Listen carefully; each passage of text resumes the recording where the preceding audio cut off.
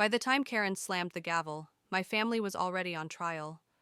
Order, she said, chin lifted like a judge in a Sunday school pageant. Before we move to landscape compliance, we have a special agenda item regarding homeowner Megan Carter and a pattern of deceptive conduct affecting her sister's household. Every plastic folding chair in the HOA clubhouse creaked at once. The air smelled like lemon cleaner and burned coffee. Rachel sat 3 rows up with Mark, her fingers braided so tight I could see the whites of her knuckles. David, my husband, shifted beside me, whispering, "Stay calm," like calm had ever won a war with Karen Miller. A projector hummed to life. Karen 50, immaculate bob, pearls that gleamed like teeth clicked to a slide titled Allocation of Fines. My name and address blared in bold. A spreadsheet glowed on the screen: dates, balances, weed growth, fence height, holiday lights out of season. Next to several entries was a note reassigned to adjacent owner, Rachel Lowell. My sister. I stood before my legs could stop me. That's not possible. Karen smiled without showing a hint of kindness. It is, unfortunately, under Section 7 of the CC&Rs, a homeowner may designate a financially responsible party for shared improvements or violations affecting adjoining property. We have, in our files, signed forms from Ms. Carter reassigning her fines to Ms. Lowell. Gasps rippled. Mark shot up, pointing at me. "You put your mess on my wife. Are you kidding me? I never signed anything," I said. The room tilted. Rachel wouldn't meet my eyes. Karen clicked again. A PDF filled the screen. Designation of financial responsibility, with my printed name, and a scrawl near it that looked enough like my signature to make my stomach roll. "As you can all see," she said sweetly. Ms. Carter indicated Ms.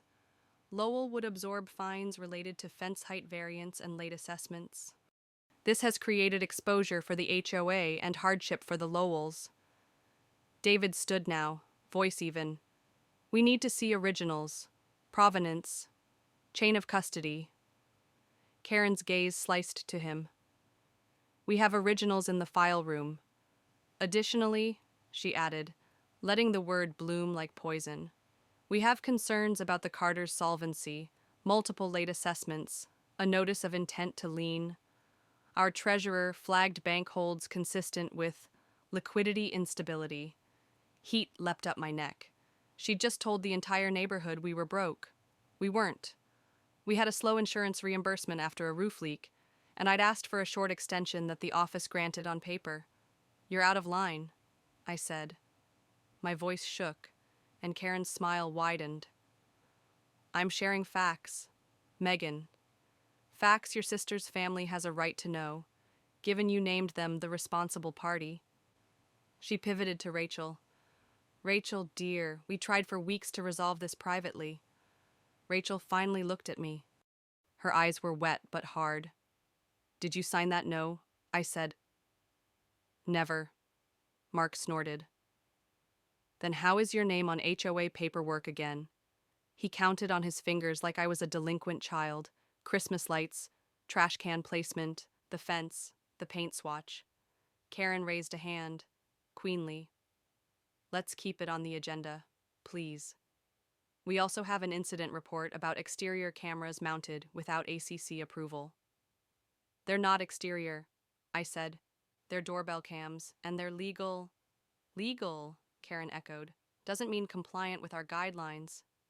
She turned to the room. "The point is pattern, Ms. Carter has repeatedly created violations and then shifted the costs onto Ms. Lowell using forms that regrettably bear her signature." "Regrettably," I said. "Your forms are fake." Karen's head tilted. She clicked to a close-up of the signature. "We invited our notary to tonight's meeting," she said, gesturing to a woman in a floral blouse near the coffee urn. "She can attest this document was executed in her presence." The notary lifted a hand. "I stamped it," she said simply. David's jaw flexed. "When March 12th?" she replied. "March 12th." The same evening, Rachel and I had taken our kids to the school musical, where we'd shared gummy bears and laughed at a tap-dancing fox. I remembered because Rachel had borrowed my scarf. I hadn't left her side after 6 p. There was no universe in which I had slipped away to sign away her money. Then your log is wrong, I said, because I was with my sister that night. A murmur rose. Karen's eyes sharpened. We'll be happy to subpoena ticket scans from the school, she said. If you're sure, Megan. I swallowed. This was the trap, make me overpromise, then box me in with some technicality. David leaned closer. We have proof, he said under his breath.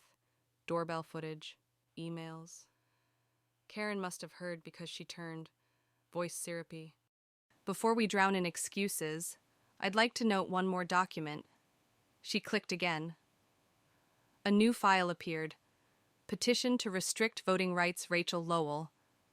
My name glowed beneath a typed statement. I, Megan Carter, request that the board temporarily suspend the voting privileges of my sister due to unresolved compliance issues affecting common areas. The room went silent in that thick way where even breathing sounds rude. Rachel flinched like she'd been slapped. You tried to take my vote. Her voice broke on the last word. No, I said, heart pounding. I would never, Rachel. Look at me. I didn't write that. I didn't sign that. This is Karen. This is all Karen. Karen sighed, saintly. I wish it weren't true. But the board has a duty to protect the community from bad actors. We will now consider a motion to censure Ms.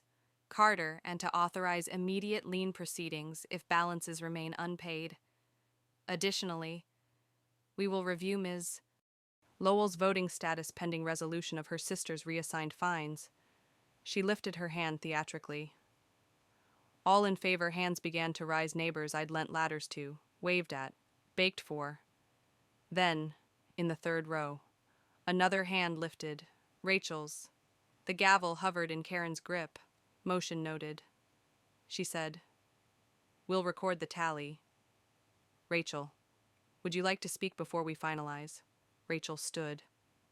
Her chair scraped the tile like a scream. She faced me with eyes I didn't recognize.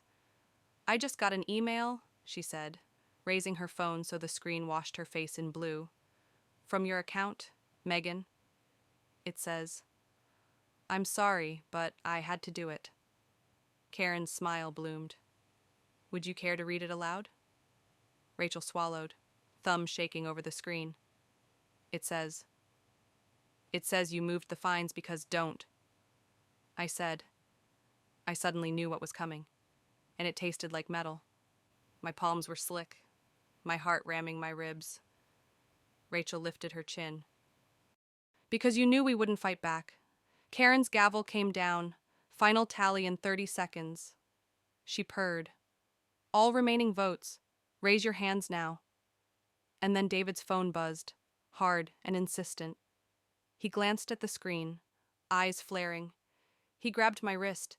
Megan, he said, voice low and urgent. You need to see this. Now. David turned his screen to me. A security alert glowed. New sign-in from unfamiliar location, HOA Clubhouse. Guest. The timestamp matched the moment Rachel read the apology email. Someone logged in from here. David said. Headers show your address was spoofed and routed via Board Tools admin. That's the HOA software Karen uses. Behind us. The gavel cracked. If Ms. Carter will not cooperate, Karen called. We'll proceed without her. I faced the room. The email Rachel read didn't come from me. It was sent through the HOA portal in this building. Karen's pearls flashed. Of course the guilty will say anything. David scrolled. Second thing, the notary's March 12th stamp. He opened my Ring app. Clips showed an empty porch at 654-731-802 with my status away Lincoln Middle School. He flicked to a lobby photo Rachel in my blue scarf, our girls grinning beneath a cardboard moon. I turned to the notary by the coffee. You said you stamped me at 7:21 that night. I was at the school at 7:22 taking this picture with my sister. Your log is wrong or someone lied to you." A hush fell. Color rose in her cheeks. She glanced at Karen. "This is harassment of a volunteer," Karen said, voice iced. "Board will not motion to table," David said evenly. "Bring in counsel. Do a forensic review." Tom, the treasurer, looked at Karen. Second denied. Karen snapped, "We're concluding tonight." Mark stood. "I'm done. Every rule, Megan gets a pass. Rachel, let's go." Rachel stayed seated, staring at the school photo. "If she didn't sign," she murmured. I kept my voice steady. "We moved here for order. If a forged form and a fake email can brand me a cheat, any of you are next." Karen lifted the gavel. Final vote. David's phone buzzed again. From Eli Megmanit. "You didn't get this from me. Check attachment." He opened a grainy, still the HOA office copy room. Timestamp 03/12/1921. A woman at the copier with a stack of forms. Black slacks, white blouse, immaculate bob, pearls catching fluorescent light. The face was 3/4, but obvious. He moved to the projector cart. "We plug this in and the meeting changes." Karen's eyes tracked him. "Board only. Electronics are restricted." David lifted the HDMI cable. "Tom, switch input." He said. Tom hovered. "Maybe we should, Tom," Karen said without looking. People sat straighter. Rachel stood. "Let them show it," she said, voice raw. "If Megan's lying, prove it. If Karen's right, prove it." Karen's smile returned. "Transparency," she said. "Switch." The screen went black, then mirrored David's phone. The still hovered as a thumbnail. He tapped it. A copier. A stack labeled "Designation of Financial Responsibility." A hand feeding pages. Pearls bright as frost. Karen leaned toward me. Whisper, sharp. "Careful. Megan, you don't know everything." On the screen, the woman looked up. The face resolved. Rachel inhaled. "Oh my God." The room tilted forward. The image froze. A red overlay flashed. Playback revoked by administrator. Gasps broke around us. Karen straightened. "Looks like someone's violating our digital policy," she said. Final vote resumes. David didn't sit. Who revoked it, he asked Tom. Tom's fingers fluttered. I don't have that control." Which meant the management company or the board president had pulled the plug. I stepped to the dais. "If you're confident, Karen, authorize the feed." My voice held. "Let the neighborhood see the truth." Her jaw worked. "We don't cave to theatrics." "Then table the vote," David said. "Or we move this to county records and civil court." Karen's eyes flicked toward the copy room door like the building might betray her. A hairline crack appeared in the porcelain. For the first time all night, fear, not fury, flickered behind her staged composure at last. Rachel wiped her face. "Mark," she whispered, "if Megan had this, why risk showing it if she were lying?" Mark's glare faltered. Karen raised the gavel. All in favor. The clubhouse door swung open. A maintenance tech stepped in. "Pale, Ms. Miller," he said. The office alarm just tripped. "Someone's in the copy room." And they left. "A folder with your name on it." The room froze at the maintenance tech's words. A folder with Karen's name on it left in the copy room minutes after our evidence vanished from the projector. Even the air seemed to tighten around us. Karen recovered first. "Ridiculous," she snapped. "Probably a prank. Remove it and bring it to me." But the tech didn't move. His voice wavered. "Ma'am, the lock was forced. Someone knew your code." Gasps rippled through the neighbors. Karen's nostrils flared. "This is a waste of everyone's time. We are concluding the vote."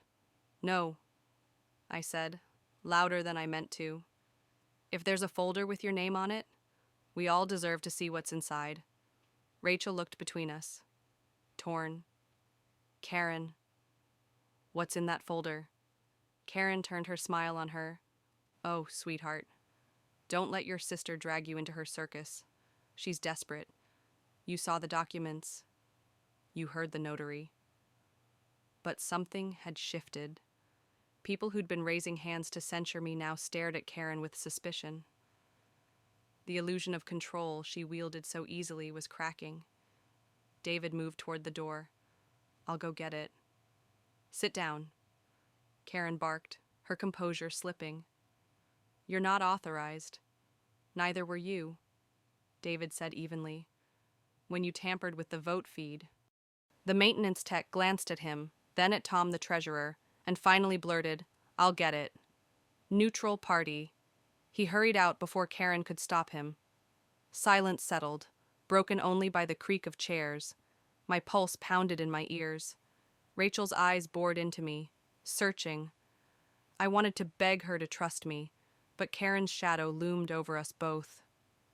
Minutes later, the tech returned, pale and sweating, a thick manila folder clutched to his chest. Found it on the copier. Just like I said. Karen surged forward, but Tom stepped between them. Chain of custody, he muttered, taking the folder. We open this at the table. Absolutely not, Karen hissed. This is planted. It's inadmissible. Tom ignored her and set the folder on the dais. With deliberate slowness, he untied the string and pulled out the contents. Papers fanned across the table, dozens of designation of responsibility forms. Each bore my name in a sloppy scrawl. But on the top corner, every sheet had a post-it note. Same handwriting, same ink. Print more, replace originals, KM. The room erupted. Voices rose. Chairs scraped. Rachel covered her mouth. Mark swore under his breath. Karen lunged, grabbing for the stack, but David was faster, scooping the papers away. You left your initials, Karen, KM, Karen Miller. She laughed too loudly. A brittle sound. Could be anyone. Could be Megan. Maybe she enough, Tom said, his voice finally firm. This requires a forensic audit. Until then, all motions against the Carters are tabled. Karen spun on him. You don't have the authority the board does, he snapped. And you're not the board. You're one vote. Gasps again. For once. She was the one cornered. Her eyes darted to the neighbors, but their faces no longer mirrored obedience. Doubt spread like a stain, Rachel whispered. Megan, maybe you didn't. Her hand trembled in mine. It wasn't forgiveness. Not yet. But it was a crack in the wall between us. Karen slammed the gavel so hard the handle split. This meeting is adjourned, she barked, and stormed out, pearls swinging like shackles. The room buzzed, chaos spilling in her wake. Neighbors clustered, murmuring about forged notes and abuse of power. Tom gathered the folder protectively. The tech slipped out, shaking his head. I turned to Rachel, desperate. Please, I swear I never signed anything against you. She's setting me up. Rachel looked down, lips pressed tight. Mark pulled her toward the door, but she didn't resist as quickly as before. For the first time, she wasn't sure who to believe. David's hand found my shoulder. We have evidence now, he whispered. But Karen's not done. You saw her face. She'll come harder. And in my gut, I knew he was right. Because when I glanced through the clubhouse window, I caught a flash of headlights waiting at the curb. Karen's SUV, engine running. And inside, the glow of her phone lit her expression, calm, cold, calculating. She was already planning her next move. The night after the meeting, I couldn't sleep. Every time I closed my eyes, I saw Karen's pearls glinting in the fluorescent light, that folder with her initials. Rachel's hand trembling in mine and then slipping away again when Mark tugged her out the door. David sat at the edge of our bed, scrolling through his phone, shoulders tense. They'll try to bury it, he said quietly. Karen won't let this stand. She'll spin it before morning. I wanted to believe the truth was enough, that the post-its with KM scrawled on them would speak louder than her poison. But I knew Karen. She was the kind of woman who could turn arson into a charity drive if you gave her 2 hours and a clipboard. By dawn, my phone buzzed with a text from Rachel. Short, cold. We need to talk. Not here. Mark's furious. I stared at it until the letters blurred. At least she hadn't cut me off entirely. We met at the park by the duck pond, the place we'd brought our kids since they were toddlers. Rachel stood stiffly under the oak tree, arms crossed. She looked like she hadn't slept either. I don't know what to think, she said without preamble. Those notes looked bad, but the notary and the email. Her voice cracked. Mark thinks you forged the notes yourself, that you planted them. Rachel. I reached for her arm, but she pulled back. Do you honestly believe I'd drag your name through the mud, risk losing my own home, just to save a few $100s on fines? You know me better than that. She looked down, tears shining. I thought I did. Behind her, Mark appeared, striding across the grass, jaw tight.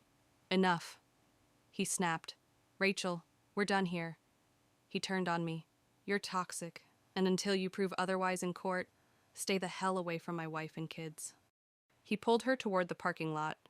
Rachel glanced back once, eyes torn, before disappearing into his car. By afternoon, the rumors spread. A neighborhood group text lit up my phone. HOA president targeted evidence tampered with. Another message, Carter staging documents to frame Karen. I wanted to scream. Instead, I opened my laptop and began combing through every scrap of correspondence with the HOA. David joined me, silent but steady, while our kids tiptoed around the house, sensing the storm. That's when David found an email buried in our junk folder, dated 3 weeks ago. Subject line compliance appeal draft, sent from a Board Tools admin account. The attachment was a Word document with tracked changes. The comments in the margin were damning. Change date to 3/12, initial KM in corner. My breath caught. She was editing the forgeries on her own laptop. David leaned closer and she slipped. Didn't scrub the metadata. Look, author Karen Miller 50. Relief and dread tangled inside me. We had proof. But if Karen realized this file existed, she'd scorch earth to destroy it. In that evening, Tom from the board knocked on our door. He looked exhausted, tie askew. I need to warn you, he said. Karen's calling an emergency meeting. She wants your suspension finalized before this. Folder situation goes public. David bristled. She can't. Not with what we have. Tom shook his head. She's already spinning it. Says the folder was planted by a disgruntled member, maybe even me. She's dangerous when cornered. He hesitated, then added, Rachel's been invited to testify against you. She's on the agenda. The words hit harder than any fine or lien notice ever could. My own sister, testifying against me, on Karen's stage. Tom lowered his voice. You need allies, more than evidence. If you can't convince Rachel before that meeting, Karen wins. When he left, David turned to me, jaw set. Then we convince her, no matter what it takes. I looked out the window, across the cul-de-sac. Rachel's kitchen light glowed. Silhouettes moved inside her. Mark, their kids, just 100 feet away. And yet it felt like another world. I clenched my fists. Karen wants to split us apart. Fine. But if she thinks I'll let her steal my sister from me, she doesn't know who she's dealing with. And for the first time, fury steadied me more than fear. The envelope shook in my hands. 6 words, stark on white paper. Your sister has already chosen sides. David read it over my shoulder, his mouth a hard line. Classic intimidation, he muttered. Karen wants you rattled before the emergency meeting. But the words burrowed deep. Had Rachel already decided? Had she chosen Karen's camp to keep peace with Mark? I crumpled the page, but the ache lingered. Ada! 2 nights later, the clubhouse brimmed again. Folding chairs scraped as neighbors filed in, voices buzzing with gossip. The air smelled of burnt coffee and fresh toner, like the whole place had been scrubbed and staged for a trial. Karen sat at the head table, pearls gleaming, lips pursed in a righteous line. To her right sat Tom, looking uneasy. To her left, Rachel. My chest tightened. She avoided my gaze, hands clasped in her lap. Mark hovered behind her, expression carved from stone. Karen tapped the microphone. This emergency session will address allegations of misconduct by Megan Carter. We will hear from witnesses and review evidence. The board must protect the integrity of this community. Every syllable dripped with authority, like she'd already handed down a sentence. I stood when called, neighbors. You all saw the folder. Karen's initials were on the forged forms. We have digital evidence. Karen cut me off. Planted evidence. Manufactured by someone desperate. You've seen Miss Carter's history of violations. She'll say anything to dodge accountability. She turned to Rachel, her voice softening. Rachel, dear, you've been directly harmed. Would you share your experience? Rachel rose slowly. My throat closed. My husband and I received fines in my name, she said quietly. They were unexpected. And yes, the forms bore my sister's name. I felt betrayed. I still do. Her voice cracked, but she steadied. But she glanced at me, eyes clouded. Something about those forms doesn't add up. Megan was with me the night the notary claimed she signed them. I can't explain that. I can't ignore it either. Gasps rippled. Karen's jaw tightened. Rachel, she said quickly, confusion is natural, but we must focus on facts. The signatures, the notary, the email from Megan's account I broke in. Emails can be spoofed. Metadata can be forged.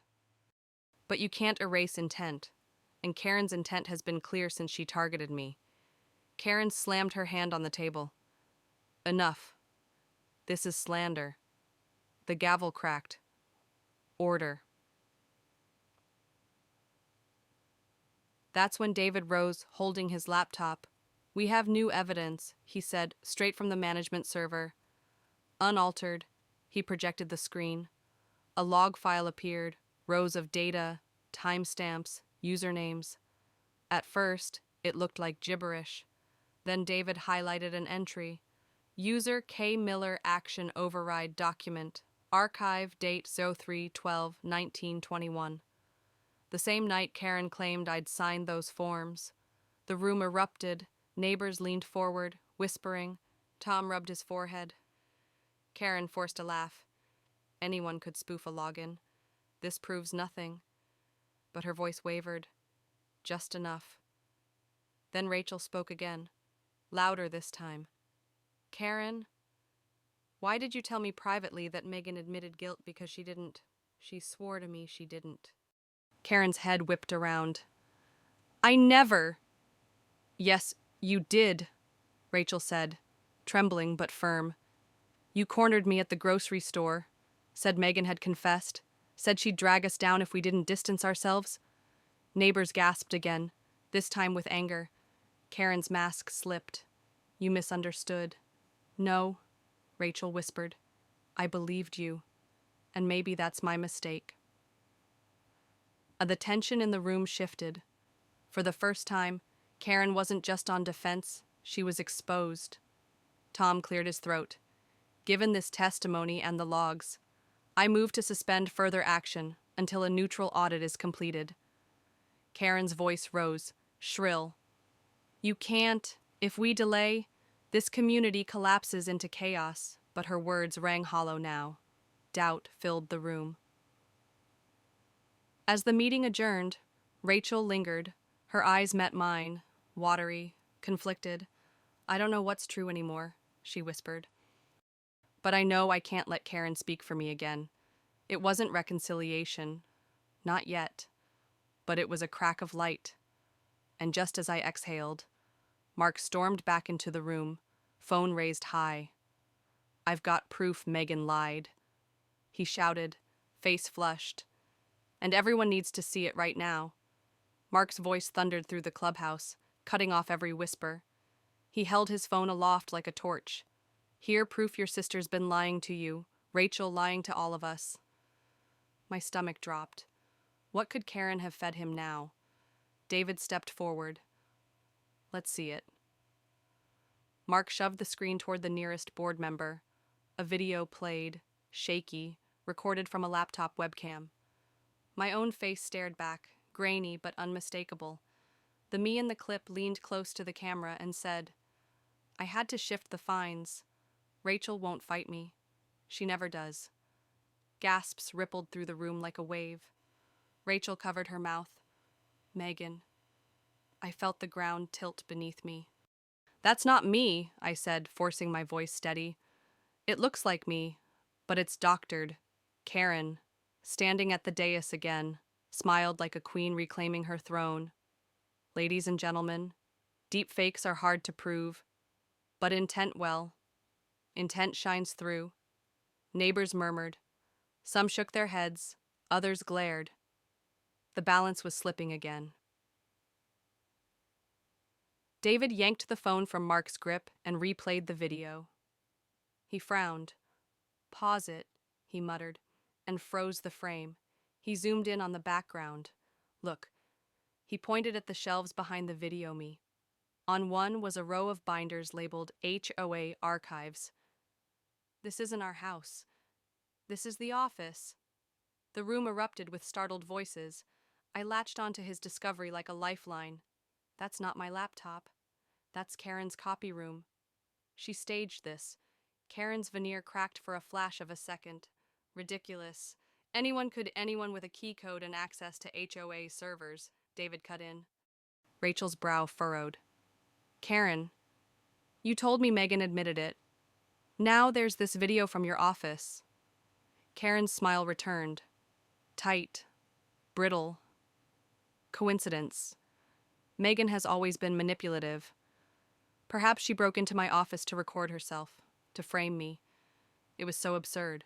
The lie nearly collapsed under its own weight. But doubt clung stubbornly to faces around the room.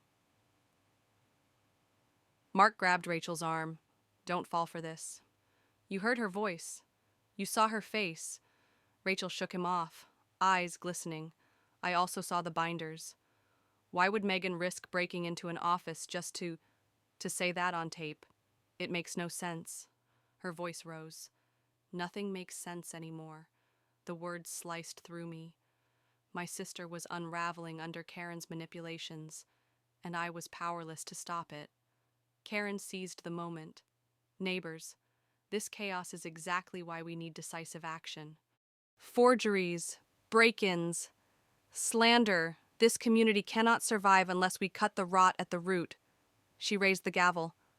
"I move to expel Megan Carter from this HOA, effective immediately." Shouts filled the room, some in favor, some against. Tom looked stricken, caught between duty and doubt. David clutched my hand. "We're close," he whispered, "but we need undeniable proof. The logs, the folder, they're not enough if Karen keeps muddying the waters." I swallowed hard.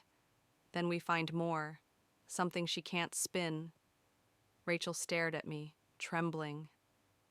"If you're telling the truth, Megan, show me.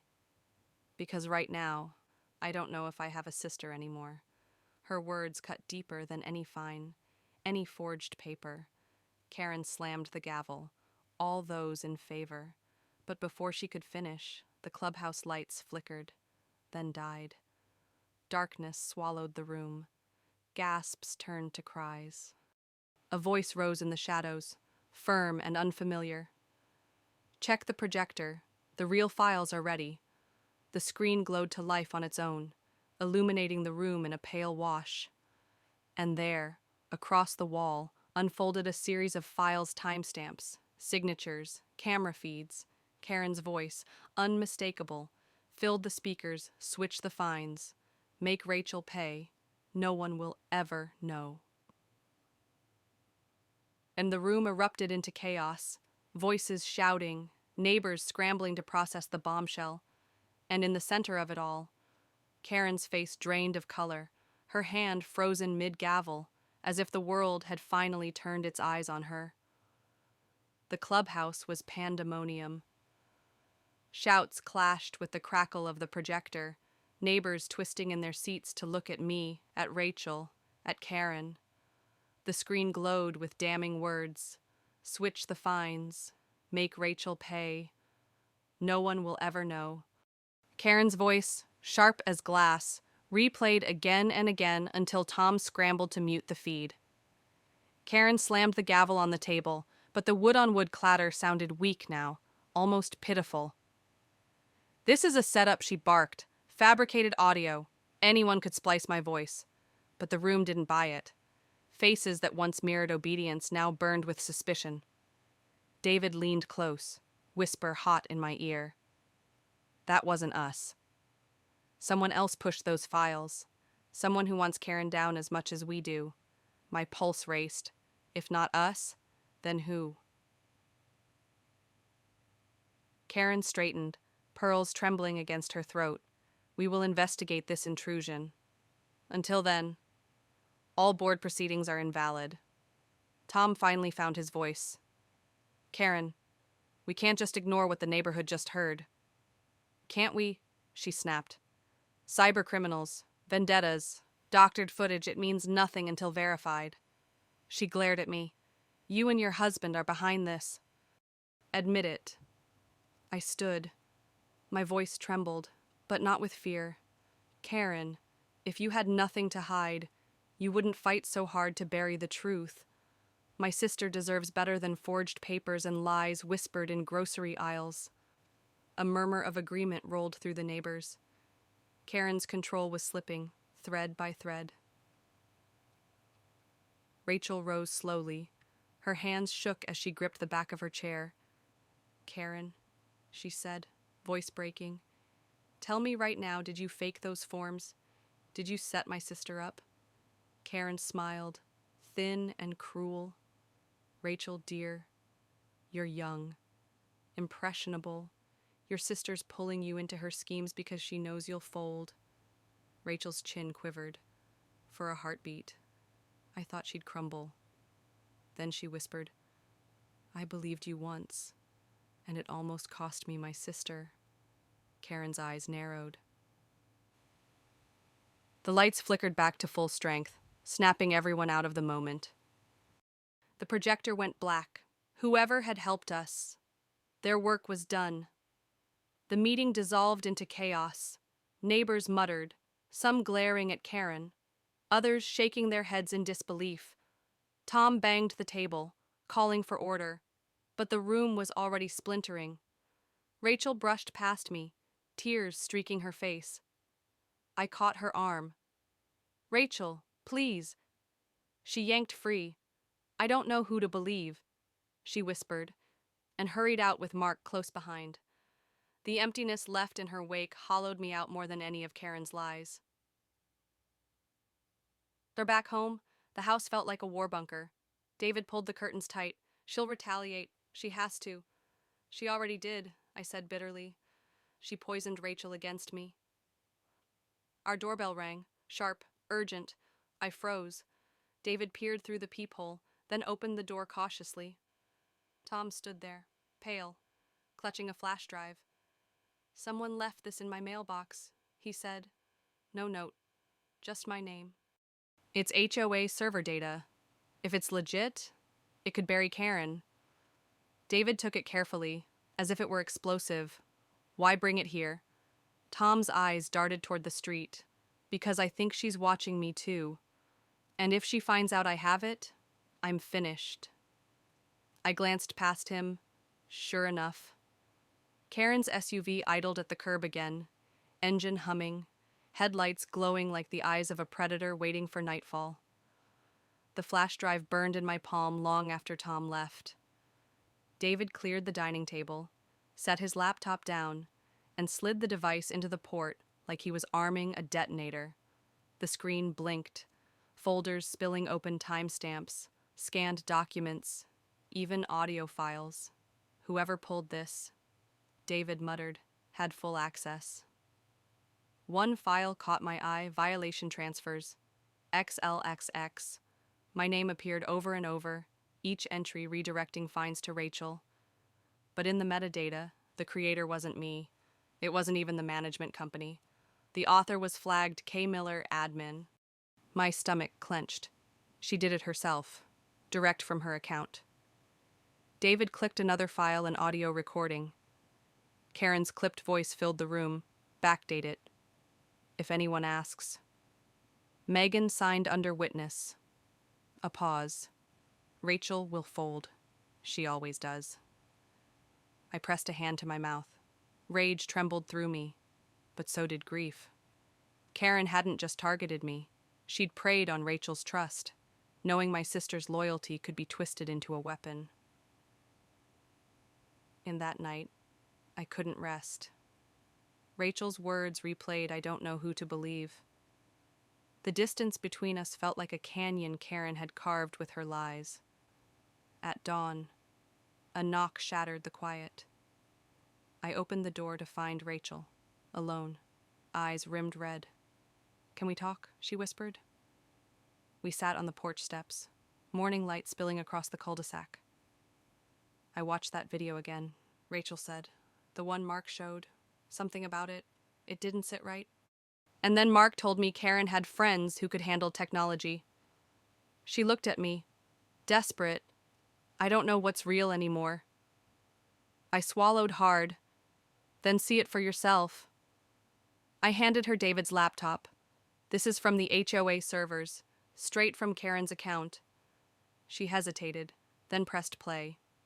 Karen's voice filled the air once more, cold and calculating. Rachel will fold. She always does. Rachel flinched like she'd been struck. Tears welled. She said that about me. I nodded. She used you, Rach, to hurt me, to tear us apart. Rachel closed the laptop, hands trembling. Mark won't believe this. He thinks Karen's protecting us. He says you'll do anything to save yourself. Then he's blind, I said, sharper than I meant. And Karen wants him that way. Rachel wiped her face. I want to believe you, Megan. I do. But every time I start to, Karen twists something new. I feel like I'm drowning. I grabbed her hands, then hold on to me. Forget Karen. Forget Mark. You know me. Deep down, you know I would never do this to you. For the first time in weeks, she didn't pull away. But as she left, I saw Karen's SUV roll slowly down the street, windows tinted black. A chill slid through me. She had seen us together. She knew Rachel was wavering. That evening, another HOA-wide email landed in everyone's inbox: special announcement board. Hearing expulsion of Megan Carter. My breath caught. The meeting was scheduled for Friday. In bold at the bottom, primary witness Rachel Lowell. I felt the world tilt again. Karen was forcing Rachel onto her stage, ready to twist her until she broke. The idea hung heavy between us. David's words echoed like a dare breaking into Karen's office ourselves. No, I said immediately, though my pulse betrayed me. Quick and sharp. That's exactly the kind of thing she wants to make us look reckless. If we're caught, we're finished anyway. David cut in. His jaw was set, eyes blazing with the steadiness I clung to. Friday's hearing is a setup. She'll push Rachel until she cracks. If we don't have a smoking gun, Karen wins. I pressed my palms to my temples. The weight of it all threatened to crush me, my sister, my family, the neighbors whispering behind curtains. But David was right. We were already at war, and wars weren't won by standing still. That night, we drove past the HOA office. The building sat at the cul-de-sac's edge, a squat structure with fluorescent lights still glowing behind blinds. Karen's SUV was parked out front, engine off but unmistakable. "She's still here," David muttered, "working late, or covering her tracks." We parked a block away and watched, eventually, near midnight. The lights clicked off. Karen emerged, pearls catching in the streetlight like a predator's eyes. She climbed into her SUV, phone pressed to her ear, and drove away. My chest loosened a fraction. David turned the key. "Now's our window." The office smelled of toner and disinfectant. My heart pounded as David pried the lock on the copy room door with a flathead screwdriver. It gave with a sharp pop that sounded deafening in the stillness. Inside, the copier loomed, silent and sinister. Stacks of file boxes lined the shelves. We split up, David rifling through drawers while I searched the cabinets. Then I saw a folder labeled Board Minutes Restricted. Inside were draft agendas, scribbled notes, even sticky pads in the same handwriting as the forged forms. And at the bottom, a flash drive, identical to the one Tom had received. I slid it into my pocket just as David whispered, "Megan, look at this." He held up a ledger book, columns of numbers, fines collected, but several entries didn't add up. Extra payments marked transfer, large sums vanishing into a separate column labeled Special Projects. My blood chilled. She's not just targeting us. She's been siphoning money from everyone. Before I could say more, the front door creaked. A beam of light cut across the hall. We froze. Footsteps echoed on the tile. "Tom," a voice called. Male, strained. "Are you here?" It wasn't Karen. It was the maintenance tech, the same one who'd found the folder at the last meeting. He stepped into the copy room, flashlight sweeping over us. His eyes widened. "What are you doing here?" David raised his hands. "We found proof. Karen's been stealing funds, framing Megan. We can't let her bury this." The tech hesitated, then shut the door behind him. "You're not the only ones. She's been skimming for years. I've seen receipts. That's why I slipped Tom the drive." Relief flooded me until his next words. "But you don't understand. Karen already knows someone broke the chain. She thinks it was me. If she finds you here, she won't just take you down. She'll take me too." Before I could answer, headlights flared outside. The SUV, back already. The tech's face went pale. "She's here." David shoved the ledger into his bag. "We need to go. Now." We bolted for the back exit, footsteps echoing. My heart hammered as the office door creaked open again, Karen's heels clicking across the lobby tile. We slipped into the night, breath ragged, clutching the evidence that could finally unravel her empire. But as we rounded the corner, a new dread hit me. If Karen suspected the tech, she wouldn't hesitate to make him the fall guy. And worse, if she realized Rachel was wavering, my sister would be next on her hit list. By Thursday morning, the cul-de-sac was humming with gossip. Neighbors lingered at mailboxes, whispering behind hands. I felt their eyes on me as I stepped onto the porch, clutching a mug I didn't drink from. The ledger and flash drive sat hidden in David's briefcase upstairs, evidence that could bring Karen down if we lived long enough to use it. Rachel hadn't answered my texts since the park. My stomach twisted with every silence. I imagined her in Karen's kitchen, pearls flashing, lies dripping like honey. By Friday's hearing, Karen would have Rachel reciting her script unless I stopped it. David came out, phone in hand. I've been combing through the ledger. She's funneled thousands into this special projects account. Landscaping that never happened. Security upgrades that don't exist. He looked up at me, grim. She's been stealing from everyone. That's our ace. I wanted to believe it was enough. But I knew Karen.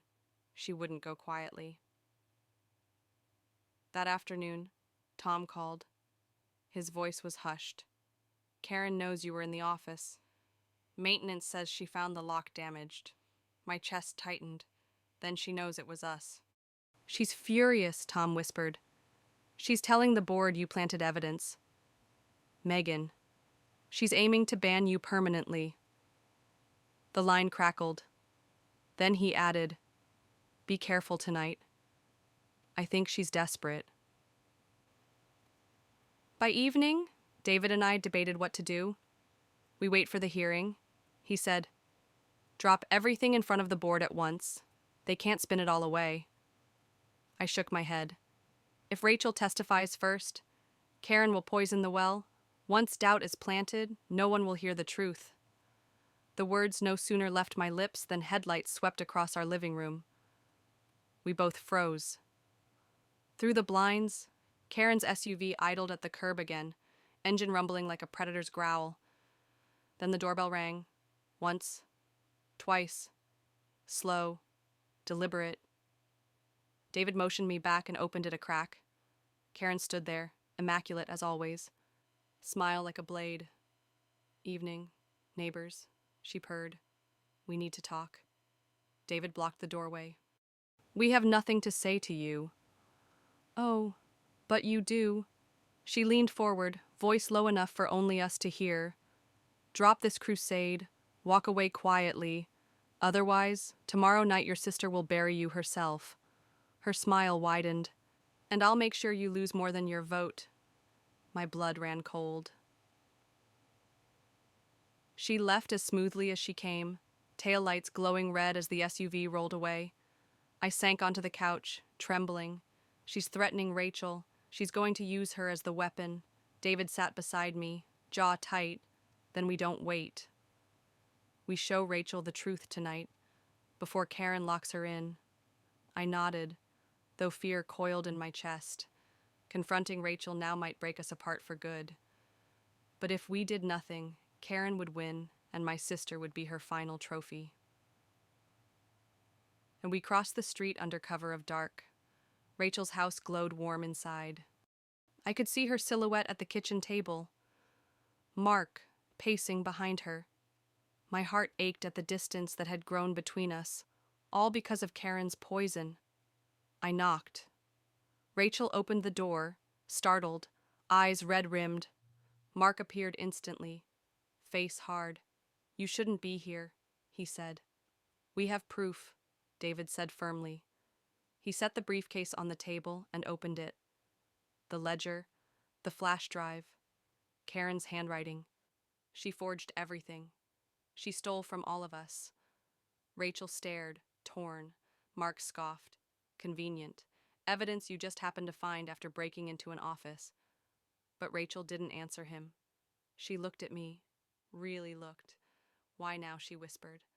"Why risk everything to show me this? Because you're my sister," I said, voice breaking. "And Karen's been feeding you lies. She doesn't just want my ruin, she wants to destroy us both." Rachel's lips trembled. She looked down at the ledger, then at the flash drive.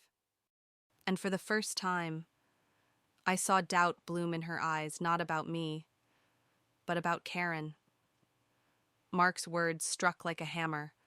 His hand lingered on the closed ledger as if keeping the truth trapped inside. "Karen promised you what David demanded." Mark's jaw worked. Protection, stability. She said if Rachel and I cooperated, our home would never face foreclosure. Our kids would always be safe. She even hinted at opportunities. My stomach lurched. Opportunities. You mean favors. She bought you with false promises. Mark bristled. She gave us certainty when you gave us chaos. Rachel's face crumpled. Mark, stop. But he didn't. He leaned closer to me, eyes hard. You dragged Rachel into this circus. You put her on that stage. Don't act like you're some savior. I swallowed my fury. If I let it show, Karen would win through him. Mark, I said carefully, Karen doesn't care about you. She's using you as leverage against me.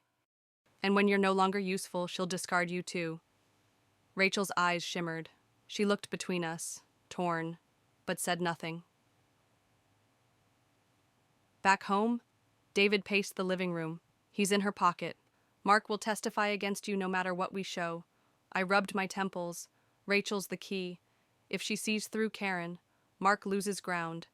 But Karen knows that. She'll push harder tomorrow. David stopped pacing. Then we make tomorrow about Karen's theft, not just the forgeries her siphoning money. If we can get neighbors angry about their own pockets, they'll stop listening to her lies. The plan made sense, but it felt like holding a match in a hurricane. The next morning, a new HOA-wide email blasted through the neighborhood. Subject: community at risk. The body of the message dripped venom due to Megan Carter's reckless smear campaign. The board has endured cyber intrusions, false accusations, and planted evidence. At tomorrow's hearing, we will present testimony, yes, even from her own sister, that confirms a pattern of manipulation. Protect our community. Stand with truth. At the bottom. Karen's signature gleamed like a curse. I gripped my phone until my knuckles whitened. She'd weaponized Rachel's name before my sister even spoke. David's hand rested on mine. Then we give the community something Karen can't spin. Hard numbers. Irrefutable theft. That afternoon, Tom stopped by again, face drawn. I shouldn't be here, he muttered. But you need to know Karen stacked the witness list. Mark, Rachel, even the notary. She'll stage it like a courtroom. What about you, I asked. You've seen the ledger. Will you testify? Tom hesitated. If I do, I'm finished in this neighborhood. My family will pay the price. I clenched my fists. So we're supposed to take the fall while everyone hides. His shoulders slumped. I'll try, but don't count on anyone else. Karen rules by fear, and fear works. That night, I sat at the kitchen table long after David went to bed. I scrolled through old photos, Rachel and me at birthdays, holidays, moving in day when we bought our houses side by side. We'd sworn our kids would grow up like siblings. Karen had nearly destroyed that promise. I closed my eyes. Tomorrow wasn't just about clearing my name. It was about saving the bond Karen wanted to shatter forever.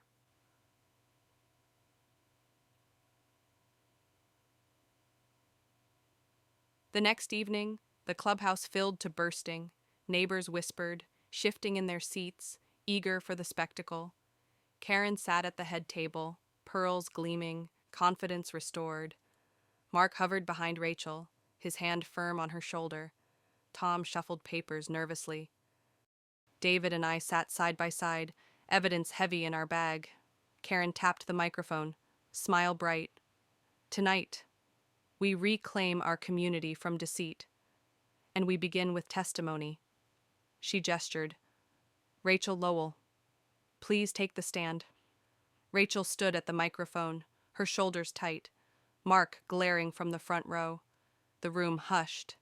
Even Karen leaned forward, expectant, like a puppeteer waiting for her strings to move. My name is Rachel Lowell, my sister began, voice wavering. I was told to testify that my sister Megan shifted fines into my name, that she manipulated documents, that she betrayed me. She paused, drawing a shaky breath. But what I need to say tonight is more complicated. Karen's smile froze, tight as porcelain. Rachel continued. The papers Karen showed me, they bore Megan's name, and I believed them. I believed Karen when she told me Megan confessed. I believed her when she said Megan would drag me down if I stayed close. Her voice cracked. I nearly let her destroy the bond between my sister and me. Gasps stirred the room. Karen rose quickly, pearls trembling. Rachel, careful. But Rachel didn't stop. Her voice grew stronger. 2 nights ago, Megan showed me evidence, not rumors, not forged forms. Evidence from the HOA servers, Karen's own voice, her own login, ordering those transfers. I heard her say my name, say I would fold. The room erupted in whispers. Neighbors twisted in their seats, eyes darting between Karen and me. Karen banged her gavel. This is slander, baseless. David shot to his feet. It's not slander if it's true. He opened the briefcase and handed Tom the ledger and flash drive. Here, independent audit metadata. Every transfer leads back to her. Tom's hands shook as he scrolled through the files, his face drained of color. These aren't fabricated. They're live pulls from our server. The room fractured. Neighbors shouted questions. Some demanded Karen step down. Others pleaded for calm.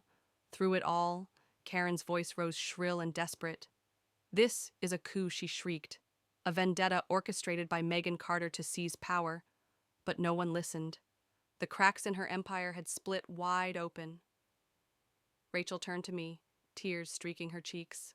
I'm sorry, Megan. I should have trusted you. I let her lies come between us. Emotion surged so strong I nearly crumbled. You're here now. That's what matters. For a moment, just a moment, we were sisters again. But Karen wasn't finished. She slammed her gavel so hard it splintered. Enough, she screeched. This neighborhood owes me its order. Without me, your property values sink. Crime rises. You'll drown in weeds and debt. Her words echoed, manic, unraveling into the silence that followed. And then, Mark rose. His face was red, conflicted, but his voice was clear.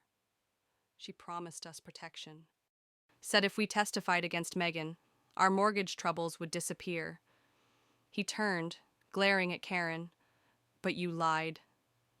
Didn't you? Karen's face twisted. You ungrateful fool. But the room exploded before she could finish. Neighbors shouted for her resignation. Tom stood, gavel in hand now. Board will recess, effective immediately. Karen Miller is suspended pending investigation. Karen's eyes locked on me across the room, venomous and cold. This isn't over, she mouthed. And David squeezed my hand.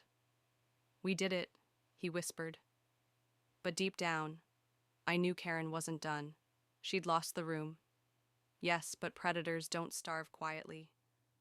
As neighbors crowded Rachel with comfort, my phone buzzed in my pocket. No caller ID. I answered on instinct. A voice hissed on the other end, low and unfamiliar. You've made a mistake. She's not the only one with secrets. If you keep pushing, your family will pay. The line went dead, leaving only the echo of that creak in my ear. I dropped the phone. David caught my expression before I could even speak. Our gate, I whispered. Someone's at the house. We tore through the clubhouse, shoving past startled neighbors. Rachel followed close, confusion and fear on her face. By the time we reached our street, my chest was on fire from running. Our front yard looked still, ordinary, porch light glowing, curtains drawn, but the gate hung slightly ajar. David motioned me back and pushed it open with the edge of his shoe. Inside, the house was silent, too silent. We searched every room, nothing broken, nothing missing, until I noticed the kitchen table. An envelope lay in the center, stark against the wood. David slid it open. A single sheet slid out, typed in bold letters. Truth won't save you. Families fall apart from the inside. Rachel covered her mouth. She's escalating. I shook my head. No. This isn't Karen's style. She loves the spotlight. Whoever left this wanted us rattled in private. David frowned. Maybe an accomplice. Someone she paid to rattle you. But I couldn't shake the chill. The words were too pointed, too personal. The next day blurred into dread. Karen had been suspended, but rumors churned that she'd lawyered up, that she was rallying a block of neighbors to reinstate her. The community was split, half whispering that I'd exposed a tyrant, the other half convinced I was a schemer who staged it all. Rachel sat with me at the dining table, scrolling through her phone. Mark hasn't spoken to me since last night, she admitted. He's furious, I turned on Karen. He says I humiliated him. Her voice trembled. I don't know if our marriage can survive this. I reached across the table. Karen wanted that, to divide us, to make sure neither of us had anyone left to lean on. Rachel nodded, tears brimming. But I see it now. I see her for what she is, and I won't let her take you or me down again. For the first time in weeks, the knot in my chest eased. My sister was back at my side. That evening, Tom came by with news. The board will meet tomorrow, he said, to review the evidence formally. If they accept it, Karen's presidency is over for good, but she won't go quietly, as if on cue. David's phone buzzed. An email from an anonymous account, a scanned copy of our mortgage, circled in red where our last extension request appeared. A note beneath, next time, no extension, consider your home, negotiable. David slammed the laptop shut. She's threatening foreclosure now. I clenched my fists. Fear tried to take root, but rage burned hotter. Then tomorrow, we don't just defend ourselves. We expose everything. The ledger, the flash drives, the money she stole. We burn her mask to ash in front of everyone. Rachel looked between us, resolve hardening in her eyes. I'll testify again. Not just about what she said to me, but about how she tried to use me as her pawn. For the first time, I believed we might actually win. But late that night, as I tucked the kids into bed, headlights washed over the windows. I peeked out. The SUV sat idling at the curb once more, engine low, lights trained on our house. And this time, Karen wasn't alone. A second figure sat in the passenger seat, face shadowed, watching. The sight of Karen's SUV idling in the street gnawed at me all night. Every time I closed my eyes, I saw that second figure in the passenger seat, unmoving, watching. By dawn, the SUV was gone, but the dread lingered. David brewed coffee in silence, jaw tight. She's brought in backup, someone with more reach than her HOA circus. Rachel sat at the table, pale but resolute. Whoever it is, they're here to intimidate you before tonight's board meeting. She swallowed hard. Megan, if we don't shut this down, it won't stop with fines or votes. She'll destroy us. I nodded, feeling the weight of it. Then tonight, we end it. All of it. That afternoon, David and I combed through the evidence again. The ledger, the audio files, the flash drives. Each piece painted Karen into a corner, falsified fines, siphoned funds, her own voice plotting against me. But I couldn't stop thinking about the envelope left on our table, the call that came with the sound of our gate, the figure in the SUV. Karen wasn't just desperate, she was emboldened. She won't go down alone, I muttered. She's got someone covering her. David glanced up. Then we make sure she falls hard enough to drag them with her. When we arrived at the clubhouse that evening, the place felt like a powder keg. Neighbors crowded shoulder to shoulder, faces tight with curiosity and fear. Some nodded at me, supportive. Others looked away, skeptical. At the front, Karen sat straight-backed, pearls gleaming as always. But her confidence looked brittle, forced. Beside her, in the chair usually reserved for guests, sat a man I didn't recognize, sharp suit, steel gray hair, eyes like cold water. He leaned in close to whisper something, and Karen actually nodded, deferential. My stomach dropped. Tom cleared his throat at the podium. Tonight, the board convenes to review evidence regarding alleged misconduct by President Karen Miller. Murmurs rippled. Karen rose before he could continue. This farce has gone on long enough, she declared. Yes, mistakes were made, but they were Megan Carter's, not mine. And tonight, you'll see the truth. Her companion stood, buttoning his jacket. My name is Richard Hale, he said smoothly. I'm an attorney retained to represent Ms. Miller. His gaze swept the room. "And I assure you, we will dismantle these baseless accusations." The crowd buzzed, unsettled. I glanced at David, who whispered she lawyered up. "This is her last card." I squared my shoulders. "Then we play ours." One by one, David displayed the files Karen's login overriding transfers, her voice on recordings, the ledger of stolen funds. Gasps rose as the evidence stacked higher and higher. Richard countered each point with calm precision claims of hacking, of doctored clips, of vendettas. His tone was slick, his smile practiced. And for a moment, I saw neighbors waver again, until Rachel stepped forward. Her voice shook, but held steady. "Karen told me Megan confessed. She told me to cut my sister out of my life or lose everything. That wasn't leadership. That was manipulation." She looked straight at the neighbors, and I believed her until I heard her own voice plotting to use me as a pawn. The room erupted in murmurs. Some gasped, some clapped softly. Karen slammed her hand on the table. Lies, all lies, but her voice cracked. The tension snapped when Tom banged the gavel. "Order. The evidence will be reviewed by an independent auditor. Until then, Karen Miller is stripped of her authority as HOA president." The room erupted in cheers and shouts. Karen's face went white, then blotched crimson. She leaned toward Richard, hissing. His calm smile never faltered, but his eyes flicked to me cold, promising retribution. The text burned on my screen long after the cheers faded. "Congratulations. You won the battle, but the war has only begun." I showed it to David under the table. His jaw tightened. "That's not Karen. She's reckless, not cryptic. This is her lawyer or whoever bankrolls her."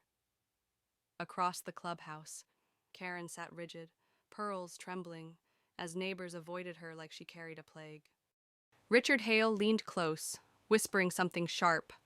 Her lips pinched, and for the first time, she looked less like a queen and more like a puppet.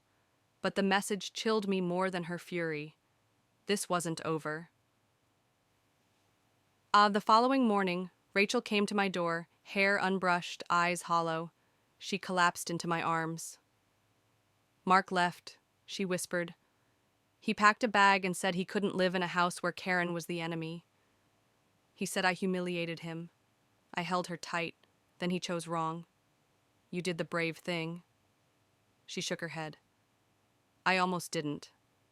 If Karen had won last night, I would have lost you forever." Her eyes brimmed. "I'm sorry, Megan. I should have trusted you from the start." Tears blurred my vision. We both got caught in her web, but she doesn't own us anymore. For the first time in weeks, we clung to each other like sisters again, not broken, not divided. Fine. Later that day, Tom called. The board reviewed everything. With the ledgers and the recordings, there's no coming back for her. Karen will face legal charges for fraud and misuse of HOA funds. She's done. Relief flooded me, but it was short-lived. That night, as I took out the trash, a sleek black car rolled slowly down our street, not Karen's SUV. Tinted windows, unfamiliar plates. It paused in front of our house, then crawled away without a sound. David stepped onto the porch, hand on my shoulder. "Message received," he said grimly. "Her allies want us to know we're still being watched." I met his eyes. "Steady now.